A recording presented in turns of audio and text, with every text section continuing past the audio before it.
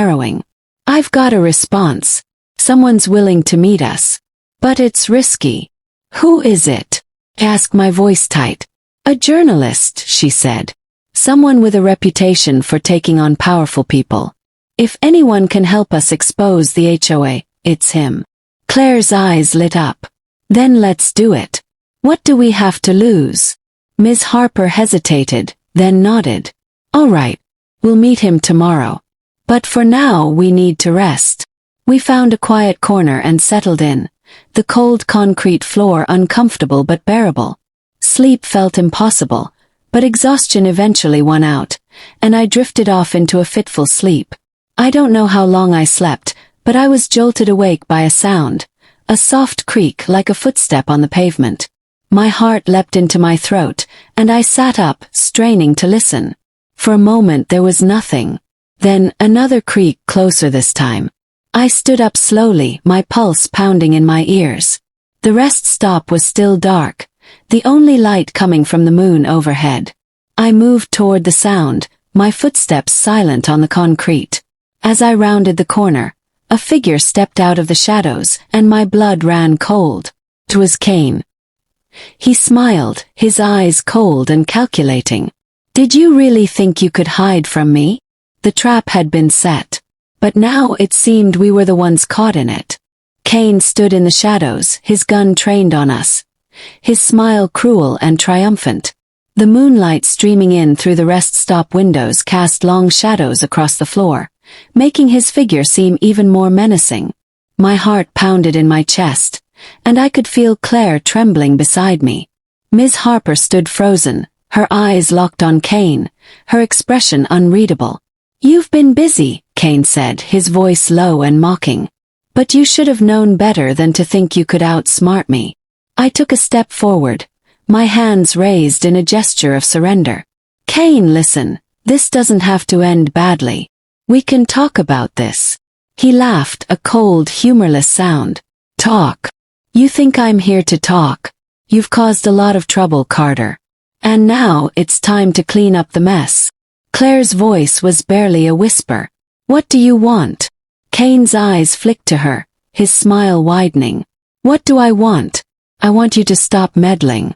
I want you to hand over everything you've got, every document, every piece of evidence. And then maybe I'll let you walk away. Ms. Harper stepped forward, her voice steady despite the fear in her eyes. You're bluffing. You can't kill us. Too many people know what's going on. If we disappear, it'll only make things worse for you. Kane's smile faltered for a moment, but he quickly recovered. Maybe. But I don't have to kill you. There are other ways to make people disappear. The threat hung in the air, heavy and suffocating. I could feel the weight of it pressing down on me, but I couldn't let it paralyze me. We had to do something, anything to get out of this. All right, I said, my voice shaking. We'll give you what you want. Just put the gun down. Kane's eyes narrowed. I'm not stupid, Carter. You'll give me the evidence first. Then we'll talk. I glanced at Ms. Harper, who gave a barely perceptible nod. We didn't have a choice. Not with a gun pointed at us. It's in the car, I said, gesturing toward the door. I'll go get it. Kane shook his head. No, you stay here. She'll get it. He pointed the gun at Claire, who flinched but didn't move. Ms. Harper stepped forward. I'll go. Claire stays. Kane considered this for a moment, then nodded. Fine. But no funny business. If you try anything, I'll shoot her first. Ms. Harper's jaw tightened, but she didn't argue. She moved toward the door, her steps slow and deliberate. Kane kept the gun trained on Claire and me, his eyes flicking between us and Ms. Harper as she disappeared outside. The silence in the rest stop was deafening. I could hear my own heartbeat, loud and frantic, and the sound of Claire's shallow breathing beside me. Kane's eyes never left us, his expression cold and unreadable. You should have stayed out of this, Carter, he said after a moment. You had no idea what you were getting into.